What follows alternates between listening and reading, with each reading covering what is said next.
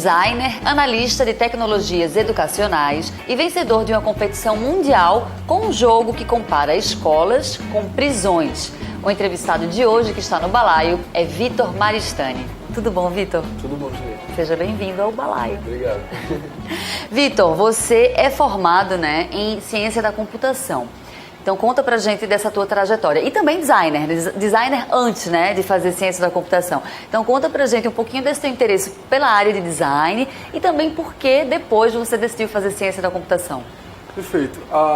Eu diria que essas duas histórias começaram mais ou menos na mesma época, porque quando eu comecei a desenhar um pouco melhor do que a média foi mais ou menos na época que eu ganhei o primeiro computador também. Então foram duas paixões que cresceram lado a lado. E assim, antes da faculdade, eu estava muito em dúvida sobre qual curso eu ia fazer. E eu acabei participando de várias conferências sobre design, comecei até a trabalhar um pouco na área, fiz alguns cursos.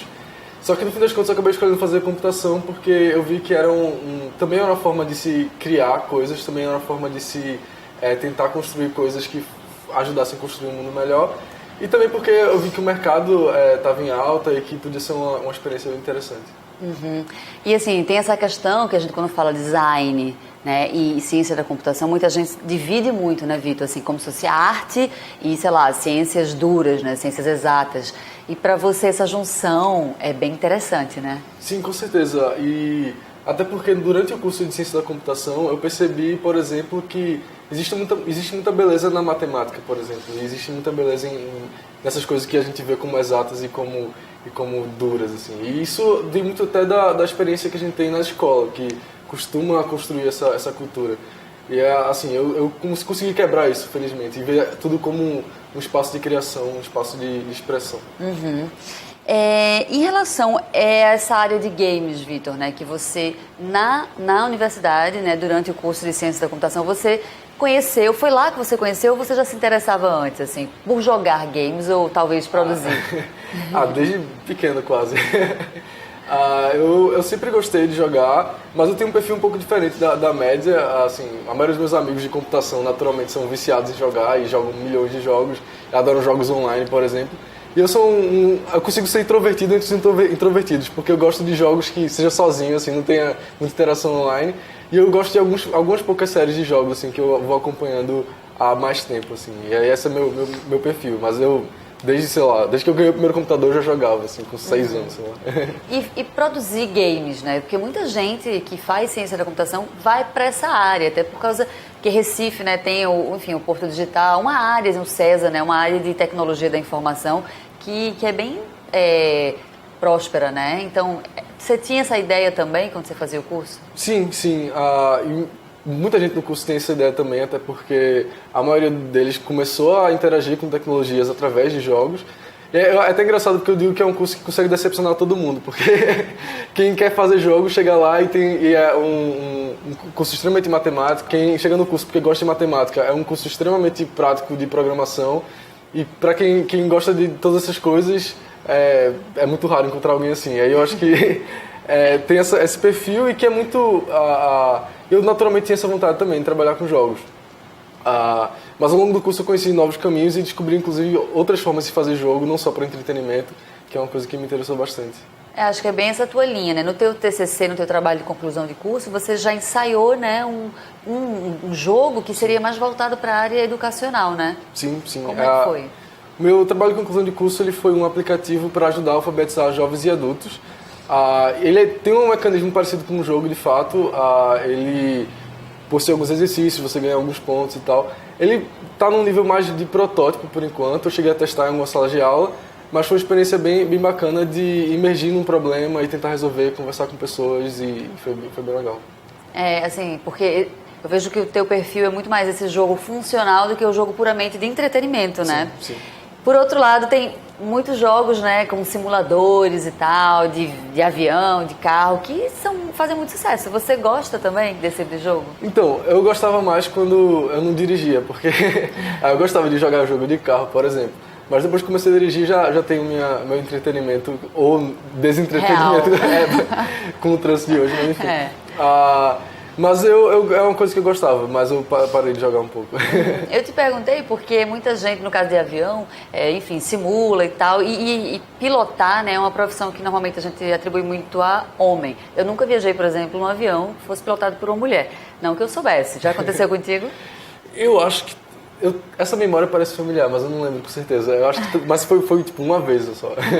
Eu nunca passei. Mas enfim, a gente, né, nossa equipe de produção fez uma reportagem sobre mulheres que são piloto de avião. Né? Entrevistou algumas tenentes da Força Aérea para mostrar como é que elas trabalham, como é que elas, né, pilotam, vivem lá nos ares. Vamos dar uma olhada nessa reportagem? Vamos sim. No Balaio está de volta e hoje eu converso com Vitor Maristany, que venceu uma competição mundial com um jogo que compara escolas com prisões. Vamos entender essa história. Vitor, essa competição, né, se chama A Story to Tell, organizada pela World Merit, né? E esse concurso ele pediu para jovens contarem uma história com base num problema social. Né? Eu não vou adiantar muito o que você fez, porque eu queria que você contasse, né, o tema que você escolheu e por que escolheu contá-lo na forma de um game, né, de um jogo de computador. Perfeito. A competição foi uma experiência bem interessante porque o prêmio era ir para uma conferência sobre empreendedorismo social no México, que era um país que eu queria visitar, tem a ver com um livro que eu estou escrevendo, outra história. A gente fala já sobre isso.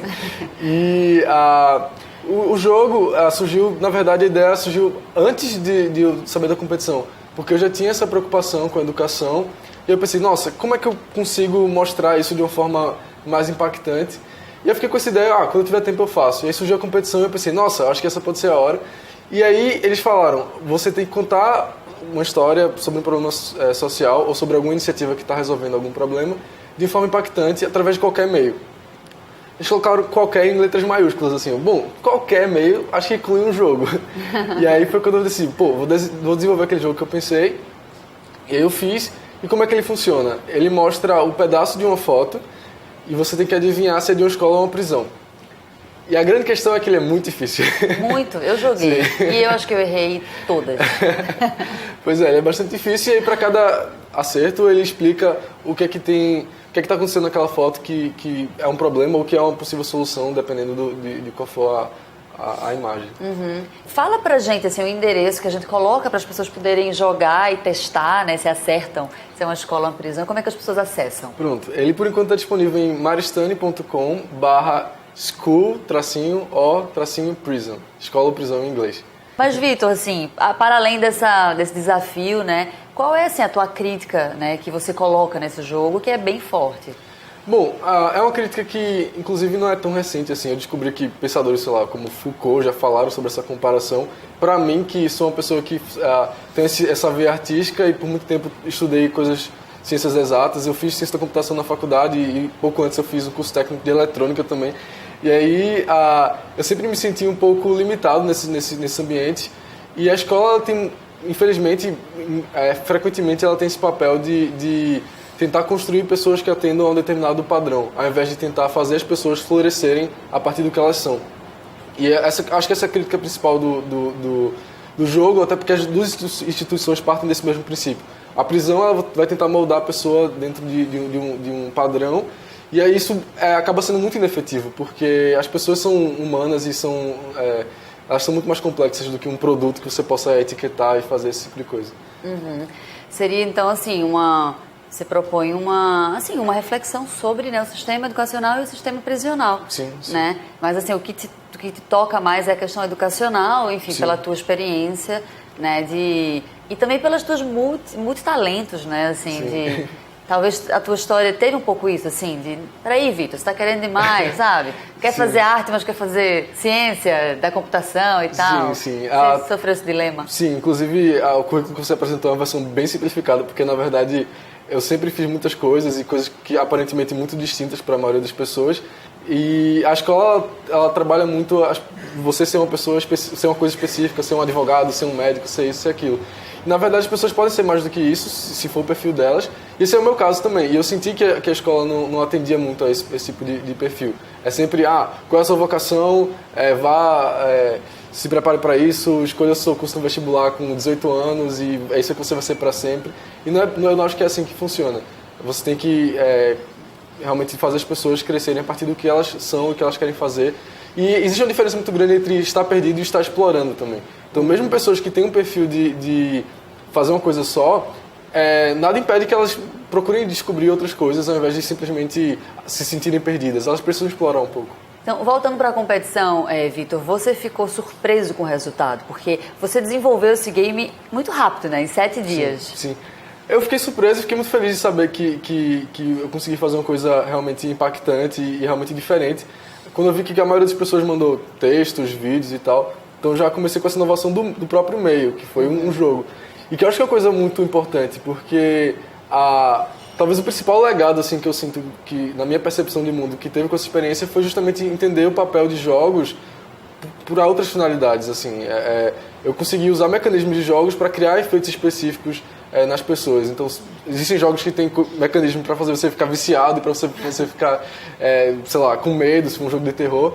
E eu consegui usar mecanismos para fazer a pessoa ficar frustrada, por exemplo, por ela ser muito punida quando erra no jogo, por exemplo. E que é um mecanismo interessante para essa ligação com a punição de erros no sistema educacional também. Então, foi legal porque eu consegui mostrar que jogos podem ser uma ferramenta para passar mensagens e usar esses mecanismos para causar um impacto e causar sensações específicas. Muito legal, Vitor. A gente vai dar uma pausa rapidinho na nossa conversa. No próximo bloco a gente continua a conversar, tá bom? Falar, enfim, do teu livro, do teu documentário, muita coisa que você anda fazendo. No Balaio volto daqui a pouco com mais Vitor Maristany e tem também música aqui no Balaio, não saia daí. Vitor, hoje você é analista de tecnologias educacionais na Secretaria de Educação do Estado. Eu queria te perguntar, assim, de que forma, né, as tecnologias podem ser utilizadas na educação para auxiliar, né, a aprendizagem dos alunos? De várias formas, inclusive é um tema que pode até ser um pouco polêmico, porque como toda tecnologia, ela pode ser usada de uma forma positiva, ou pode não servir para nada, ou pode atrapalhar de alguma forma. Então, existe, por exemplo, a noção geral que se tem é que a tecnologia serve como potencializadora de fatores humanos que já precisam existir naquele lugar. Então, não adianta você comprar tablets e jogar para todas as escolas, e não é só isso que vai resolver. Você precisa ter uma garantia de que existe um preparo pedagógico para se usar essas tecnologias e até para se dar as aulas e se ensinar as pessoas. E a tecnologia entra como potencializador, como uma coisa que vai realmente amplificar um fator humano que já tem que existir no lugar. Acho que esse é o caso mais geral. Mas existem alguns movimentos um pouco mais radicais que já estão testando, por exemplo, essa coisa tão polêmica da tecnologia substituir um professor. Existem, por exemplo, aplicativos que servem para você estudar sozinho. Tem um pesquisador que é o Sugata Mitra, que ele fez uma pesquisa de um ambiente construído com tecnologia, sem professores, onde as crianças conseguiam autonomamente pesquisar e estudar, e que é uma coisa bem louca, assim, mas que também é um caminho possível. Mas o que se tem mais consolidado é que a tecnologia serve como potencializadora. E isso já é uma realidade, assim, pra gente, assim, a gente sabe, você tá no Estado, né, enfim, educação pública, além do acesso, como você falou, aos equipamentos, mas desses softwares, né, dessas tecnologias que possam, isso já é uma realidade aqui pra gente? Pra gente em Pernambuco? É. Bom, como quase todos os recursos de tecnologia e de outras coisas, é uma realidade para algumas pessoas. Não é muito bem distribuído ainda.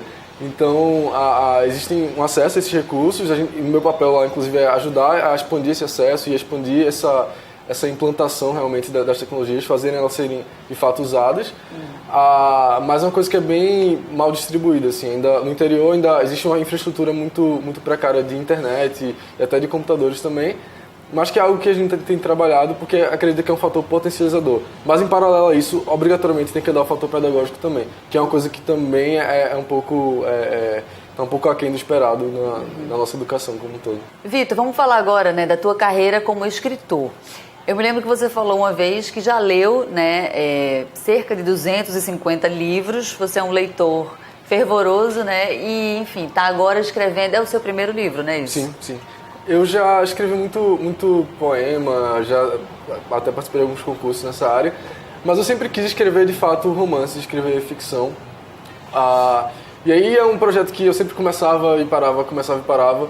Só que aí ao longo do curso de computação e ao longo das minhas experiências com empreendedorismo social, esse tipo de coisa, eu fui aprendendo a me organizar de fato para fazer as coisas que eu quero fazer. E aí dentre essas coisas estava escrever esse livro. E a mensagem dele tem a ver até com esse automatismo que existe um pouco na educação, porque é um livro sobre zumbis, mas que eles surgem como um grupo social, eles são praticamente pessoas normais à medida que eles se regeneram, só que eles são vistos como uma classe inferior pela maioria das pessoas, e eles tentam se inserir na sociedade, existe todo esse conflito, mas a grande questão é que os seres humanos normais começam a perceber que eles também são meio zumbis nessa coisa de não pensar muito nas coisas e de fazer os caminhos deles de forma meio automática, assim. Então tem essa reflexão. A minha intenção é terminar esse ano ainda para concluir esse sonho aí que eu tenho de longa data. Boa sorte, estamos esperando. E aí esse teu lado, né, artista, também vai pro audiovisual, né, Vitor? Sim, Fala sim. pra gente então do teu documentário, Além da Cura. É um documentário que eu estou fazendo em conjunto com a minha namorada e que surgiu de um projeto que ela começou como trabalho de conclusão de curso, e o tema é sobre mulheres com câncer, mas a nossa ideia não é entrevistar elas sobre a doença ou sobre como é se recuperar ou sobre como isso é ruim, mas sim mostrar elas como seres humanos que têm algo de interessante a compartilhar, e a gente quer mostrar justamente a riqueza que brotou dessa nova percepção sobre a vida que elas tiveram. Então essa é um pouco a ideia do documentário, e ele vai ser filmado em vários países, porque a gente quer mostrar em situações diferentes quais são os aprendizados que elas têm. E a gente inclusive já começou as gravações, fez algumas agora na Europa. E a ideia é fazer. Vocês fizeram? A gente fez em Portugal, a França e a Alemanha dessa vez. Legal. E aí esse é o coração assim do projeto, mas a gente, por exemplo, pensa em fazer uma versão só no Brasil, se for necessário, mas o coração dele é fazer em vários países ao redor do mundo. Vitor, chegando, né, agora ao fim da nossa conversa, estou aqui com um balaio e gostaria de saber o que você vai deixar no nosso balaio. Bom, eu trouxe essa radiografia aqui, que é de um projeto que eu criei, que se chama Sentença de Sorte. Como se chama? Sentença de Sorte. Certo. É um trocadilho com sentença de morte, enfim. Porque ele parte desse princípio que o diagnóstico ele limita e a arte liberta. E todo tipo de diagnóstico, não só um diagnóstico médico, mas você falar, você não é capaz disso, você não é capaz daquilo, você é assim, você é assado. E aí é um projeto de poesia e radiografia, como eu falo. E Aqui aí é uma mão, né? Duas mãos, né? Ah, sim, verdade. Só pra gente, acho que dá pra ver bem, né? O reflexozinho. Parece até que a mão tá pegando aqui, o bonequinho, enfim. Pois é. E aí tem lá a página, inclusive, Sentença de Sorte, no Facebook. Como é então? Sentença de Sorte no Facebook, só para as pessoas acessarem? Isso. Não, Aí tem outras, enfim, outras obras. Verdade. E eu costumo expor também, algumas vezes, em alguns eventos de, sei lá, saraus de rua, eu costumo pendurar em varal e tal. E aí é um projeto bem legal. Lindo, bem legal mesmo. Mostra esse lado artístico e poético também, que eu gosto de trabalhar. Obrigada. Nosso balaio agora tá cheio de sorte. E também, né, sorte é nossa ter recebido você, Vida, para falar, enfim, das suas multipotencialidades e tudo que você anda fazendo aqui pra gente. Eu que agradeço. Muito obrigada. Mas me deixe cansar.